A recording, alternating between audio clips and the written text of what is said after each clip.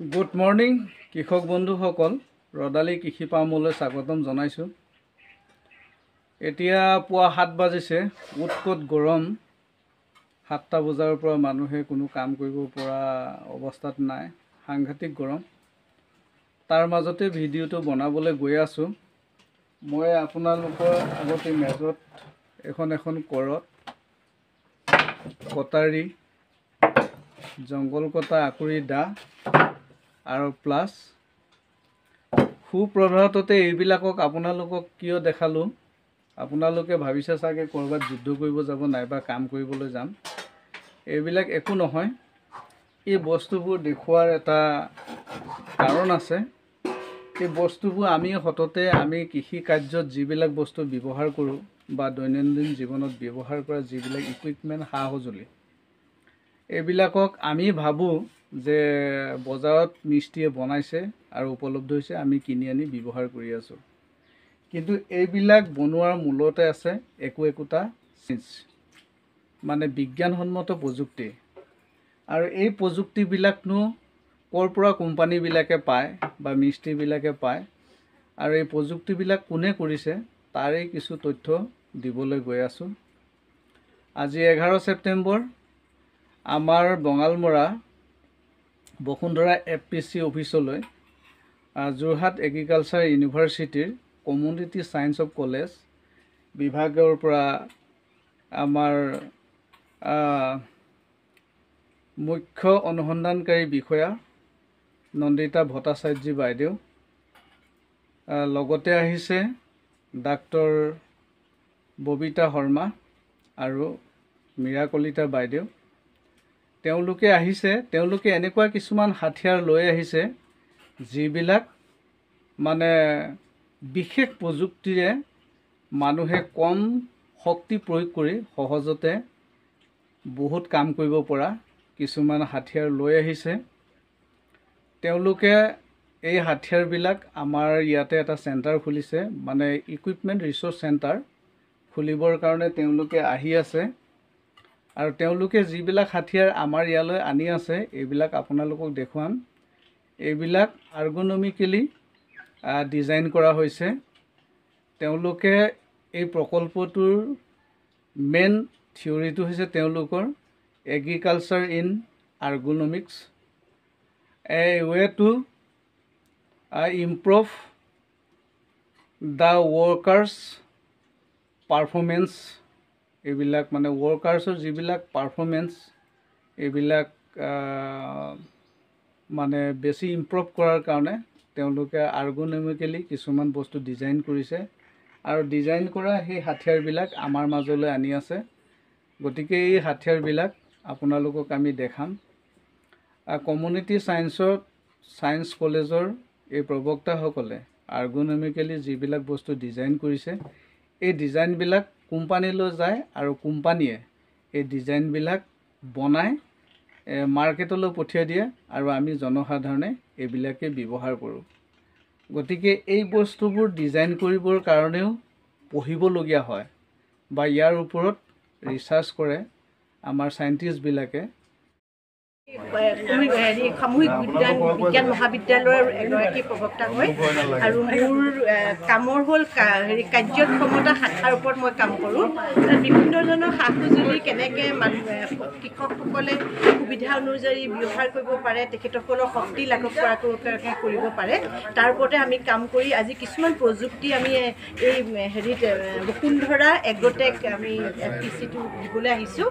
আজি আপোনালোকৰ সঁহাৰি আমাৰ কাৰণে যথেষ্ট মানে এনকাৰেজ দিছে আমাক আপোনালোকৰ সঁহাৰিয়ে। আৰু এইটো আপোনালোকে, মই ভাবোঁ যে এই প্ৰযুক্তিখিনি ব্যৱহাৰ কৰি আপোনালোকৰ কাম কৰাত কাৰ্যদক্ষতা বাঢ়িব বিশেষকৈ, আৰু কষ্ট লাঘৱ হ'ব।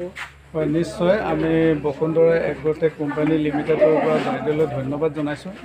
তেখেতসকলে আমাৰ জৰিয়তে আজি যোৰহাট এগ্ৰিকালচাৰ ইউনিভাৰ্চিটিৰ পৰা আহি এনেকুৱা এটা প্ৰযুক্তি লৈ আহিছে, যিটো প্ৰযুক্তিৰ জৰিয়তে সৰু সঁজুলিবিলাক আমি কম শক্তি প্ৰয়োগ কৰি পেলাই কাম কৰিব পাৰোঁ সহজতে।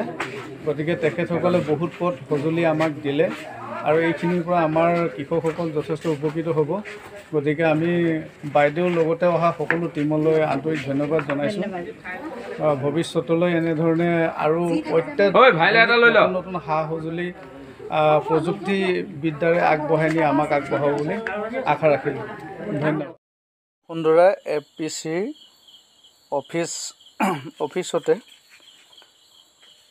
কমিউনিটি ছায়েন্স যোৰহাট এগ্ৰিকালচাৰ ইউনিভাৰ্চিটিৰ দ্বাৰা এটি ইকুইপমেণ্ট ৰিচৰ্চ চেণ্টাৰ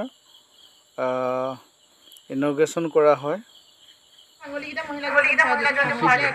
ৰাতি পাচলি চাচলি কটা মেলা এতিয়া আপুনি এইটো হাতে ধৰি লৈ এইখন য'ত মুঠিটো গোটা ধানকেইটা ধৰি থাকে তাৰ তলত এইটো ভৰাই দিয়ে। দুবাৰ এইখন ভৰাই দিলে তাত কোনো ধৰণৰ অলাগতীয়া যে তলত যে থাকি যোৱা থকা ধানবোৰ চব তললৈ গুচি আহে।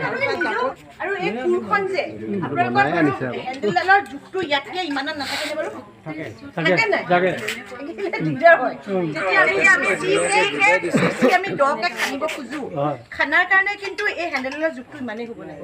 আৰু এই বস্তুটো এই এংগলটো যে আছে, এংগলটো আমি এই কোনটো আমি চিন্তা কৰি পেলাই পৰীক্ষাৰ অন্তৰত আমি এইটো কৰি পেলাই উলিয়াইছোঁ।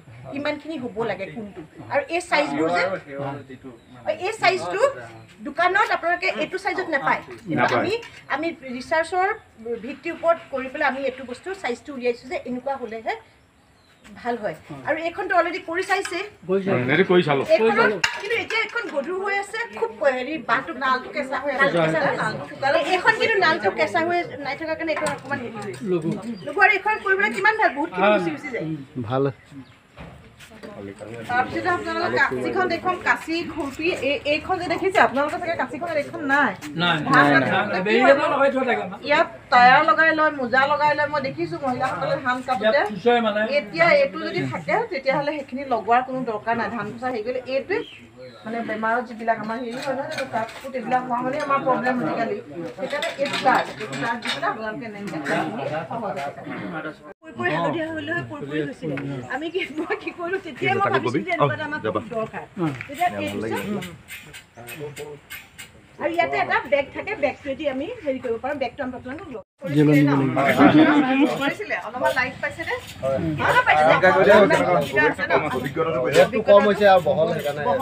বহুতখিনি জেগা কভাৰ কৰিব পাৰিছে হয় নহয়? এইবাৰ লাইট হয়, গতিকে এইখিনি কৰিবলৈ অকণমান সহজ হয়। আৰু এটা বস্তু দেখাওঁ, বাইদেৱে প্ৰথমতে কৈছিলে এইটো যদিও মানে